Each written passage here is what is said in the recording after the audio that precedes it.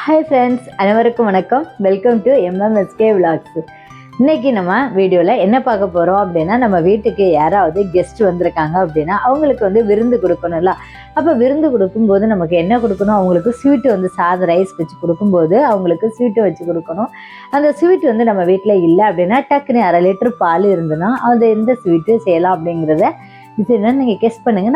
நம்ம ஜவ்வரிசியை வந்து யூஸ் பண்ணாமல் பால் பாயசம் வந்து செய்யலாங்க. நான் இன்றைக்கி வந்து 1/2 லிட்டர் பால் வந்து எடுத்துருக்கிறேன். பால் பாயசம் வைக்கும்போது நம்ம பால் வந்து நல்லா கட்டியாக தான் காய்க்கணும். ஸோ அதுக்காக வந்து நம்ம தண்ணி வந்து அதிகமாக வந்து சேர்க்க வேண்டாம்.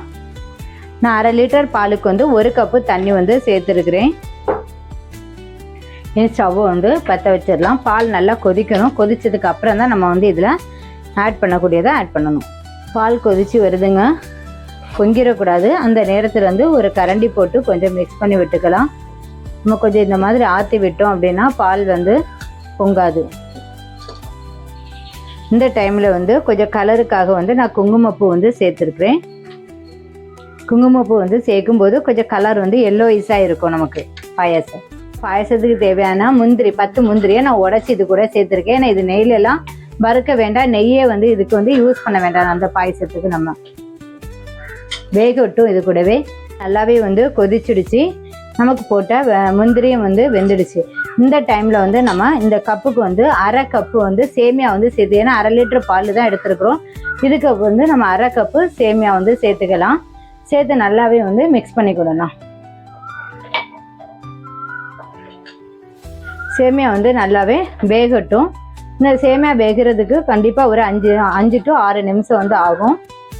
சேமியா வெந்ததுமே நம்ம வந்து ஸ்டவ்வை வந்து ஆஃப் பண்ணிவிட்டு சிம்மில் வச்சு, ஏன்னா ஸ்டவ்வை ஆஃப் பண்ணி நம்ம வந்து லோ ஃப்ளேமில் என்னென்னா கொஞ்சம் ஆறணும். பால் ஆறுனதுக்கு அப்புறம் தான் நம்ம என்ன சேர்க்குறோம், சர்க்கரை சேர்க்கணும். இல்லை அதுக்கு முன்னாடி நம்ம சேர்த்தோம் சூடோடய சேர்க்கும் போது கொஞ்சம் ஏன்னா கட்டியாக இருக்கிறதுனால கொஞ்சம் திறஞ்சது மாதிரி நமக்கு ஆயிரும். சேமியா வந்துடுச்சு. நம்ம இனி ஸ்டவ்வை வந்து ஆஃப் பண்ணி மூடி போட்டு ஒரு 10 நிமிஷம் கழித்து வந்து இது கூட சர்க்கரையை வந்து சேர்த்துக்கலாம். 10 நிமிஷம் ஆயிடுச்சு.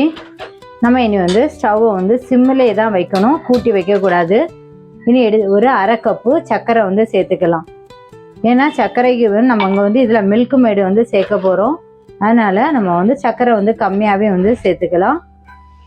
இனி வாசனைக்கு வந்து ஒரு 3 ஏலக்காய் 3 கிராம்பு இதை சின்ன சின்னதாக பிச்சு வச்சுருக்கு, இதையும் நம்ம வந்து சேர்த்துக்கலாம் வாசனைக்கு.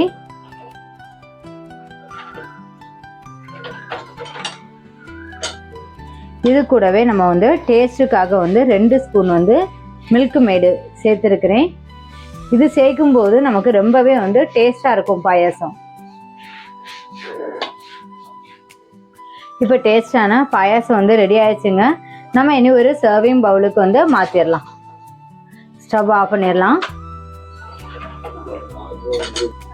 நம்ம இனி இதை ஒரு பவுலுக்கு வந்து மாற்றிடலாம்.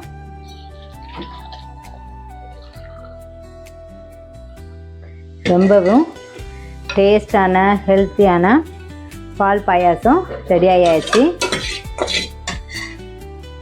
நம்ம இதை இனி நம்ம வீட்டில் இருக்கக்கூடியவங்க, பெரியவங்க, சின்னவங்க எல்லாத்துக்குமே கொடுத்து சர்வ் பண்ணிடலாம்.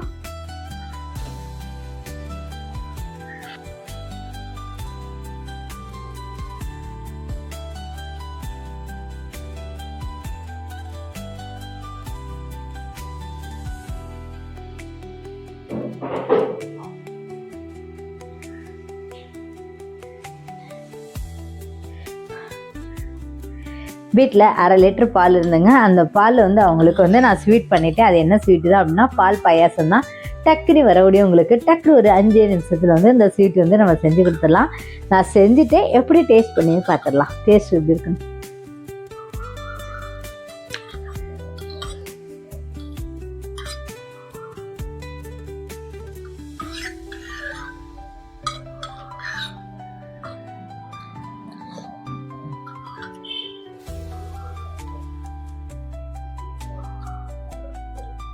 ஸ்வீட் ரொம்பவே அட்டகாசமாக இருக்குங்க.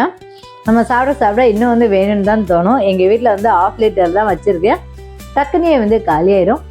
இந்த வீடியோ உங்களுக்கு பிடிச்சிருக்குன்னு நினைக்கிறேன். இந்த ரெசிபி வந்து நீங்களும் செஞ்சு பார்த்துட்டு எனக்கு வந்து கமெண்ட்ஸில் வந்து சொல்லுங்கள். இந்த வீடியோ உங்களுக்கு பிடிச்சிருக்கும்னு நினைக்கிறேன். பிடிச்சிருந்தா லைக் பண்ணுங்க, ஷேர் பண்ணுங்க, சப்ஸ்கிரைப் பண்ணுங்க, பக்கத்தில் இருக்க பெல் ஐக்கானை கிளிக் பண்ணி நம்ம இன்னொரு நல்ல ரெசிபியோட மீட் பண்ணுவோம். தேங்க்ஸ் ஃபார் வாட்சிங்.